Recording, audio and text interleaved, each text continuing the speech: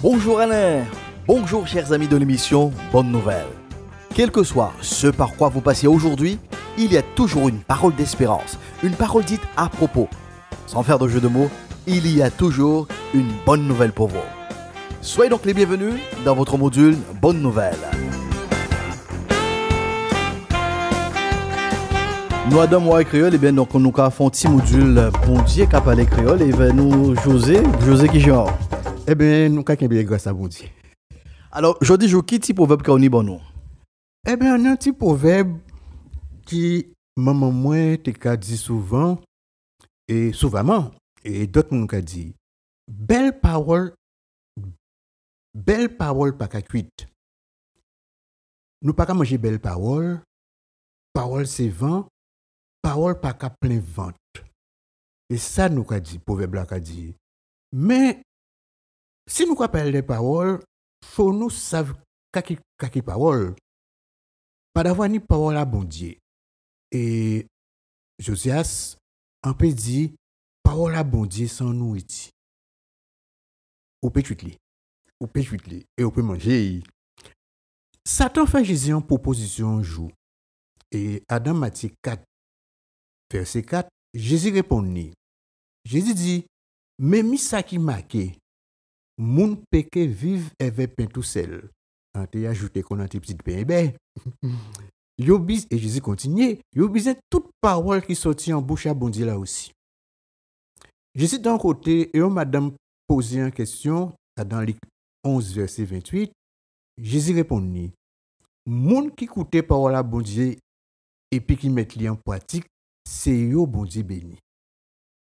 Moun qui écoute parole à bon Dieu là et puis qui met parole en pratique, c'est yo bon Dieu béni. Belle parole gratuite. Ou peut nous avec parole à bon Dieu. Ou peut nous parole, mais il faut savoir la parole la sortie Josias. Eh bien, José mis en belle parole. Il pas vendre là. Eh bien, nous avons merci pour ces proverbes là ça et nous avons rappelé que l'objectif en nous c'est de partir à un proverbe qui en nous qui est un pays là et comprendre qui Jean Dieu qui a parlé bon en créole à partir de quel tient nous. C'est ça même. Nous avons dit à dimanche s'il plaît à dire. Tout au long de ce mois d'octobre, consacré donc à la santé, nous recherchons la bonne nouvelle, la parole du Christ qui communique la vie, qui fortifie, qui soutient celles et ceux qui sont éprouvés. Dans cette session, je voudrais encourager les aidants, à toutes celles et à tous ceux qui, dans leur quotidien, soutiennent un proche qui, pour des raisons de santé diverses, ne peut plus assurer donc leur pleine autonomie. Chers aidants, vous vous êtes retrouvés du jour au lendemain dans un programme qui n'était pas envisagé. Cela fait peut-être quelques semaines, quelques mois, des années que votre engagement, votre implication est sans relâche auprès donc de cette personne. Je reste persuadé que le moteur de votre dévouement est l'amour, ni plus ni moins. Car une chose est sûre, si ce n'était pas l'amour, certainement cela fait un bail que vous ne seriez plus bien donc dans cette mission.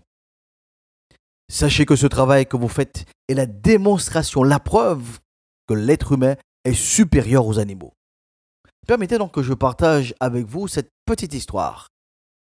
Un étudiant, dit-il, donc dans cette histoire, a demandé donc un jour à l'anthropologue Margaret Mead ce qu'elle considérait comme le premier signe de civilisation dans une culture. L'étudiant s'attendait à ce que l'anthropologue parle de crochets, de bols en argile ou de pierres à aiguiser, mais non. Mead a dit que le premier signe de civilisation dans une culture ancienne est la preuve d'une personne avec un fémur cassé et guéri. Mead a expliqué que dans le reste du règne animal, si vous vous cassez donc la jambe, vous mourrez. Vous ne pouvez pas fuir le danger, aller à la rivière pour boire de l'eau ou chasser pour vous nourrir. Vous devenez de la viande fraîche pour les prédateurs. Aucun animal donc ne survit à une patte cassée assez longtemps pour que l'os guérisse. Un fémur cassé qui a guéri est la preuve que quelqu'un a pris le temps de rester avec celui qui est tombé, a guéri la blessure, a mis la personne en sécurité et a pris soin d'elle jusqu'à ce qu'elle se rétablisse. Aider quelqu'un à traverser les difficultés est le point de départ de la civilisation, a expliqué donc Med. La civilisation est une aide communautaire. Fin donc de l'histoire. Le principe donc de l'aide est la racine profonde de l'humanité, de toute société. Il n'est pas bon que l'être humain soit seul. C'est pour cela que le Dieu créateur lui fit donc une aide semblable. En ce 21e siècle, qui n'a pas besoin d'aide? Les bien portants, les enfants, les jeunes, les investisseurs, les travailleurs, bref, tout le monde a besoin d'une aide. Non pas financière, mais une aide humaine avant toute chose. Madame, monsieur, en tant qu'aidant, vous faites preuve donc d'une force extraordinaire. Votre courage est exemplaire. En effet, vous avez votre propre vie, avec toutes ses obligations. Vous avez votre santé, avec ses aléas. Vous soulagez, vous soutenez, vous accompagnez une personne en difficulté dans sa santé, alors que vous-même, vous avez besoin de repos. Cela m'amène à vous poser donc la question, cher aidant, qui vous aide? Trouvez-vous le temps et l'espace pour vous ressourcer, pour vous déconnecter, pour évacuer, pour vous décharger émotionnellement et physiquement? Vous ne devez pas être des cordonniers mal chaussés. Vous n'êtes pas un surhomme. Et il n'est pas bon que vous soyez sans aide. Je vous encourage donc à sortir de toute forme d'isolation, de renfermement sur vous-même. Il n'y a pas de honte à avoir besoin d'aide. Nous entendons bien souvent cet adage qui raconte ses peines, raconte ses mépris. N'adhérez pas donc à cette croyance. Osez franchir le pas. Osez exprimer votre besoin d'aide en faisant valoir ce principe, l'humilité fait vivre. Vous aidez votre prochain.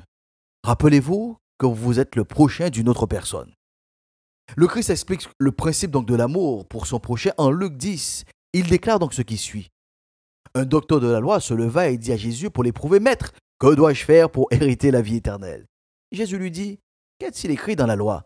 Qui lis-tu » Il répondit, « Tu aimeras le Seigneur ton Dieu de tout ton cœur, de toute ton âme, de toute ta force et de toute ta pensée, et ton prochain comme toi-même. » Tu as bien répondu, lui dit Jésus, « Fais cela et tu vivras. » Mais lui, voulant se justifier, dit à Jésus, « Et qui est mon prochain ?»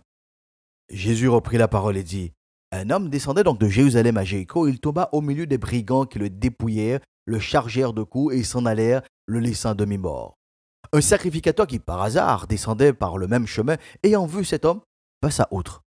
Un lévite, qui arriva aussi dans ce lieu, l'ayant vu, passa outre. Mais un samaritain, qui voyageait étant venu là, fut ému de compassion lorsqu'il le vit. Il s'approcha et banda ses plaies, en y versant de l'huile et du vin. Puis il le mit sur sa propre monture, le conduisit à une hôtellerie et prit soin de lui.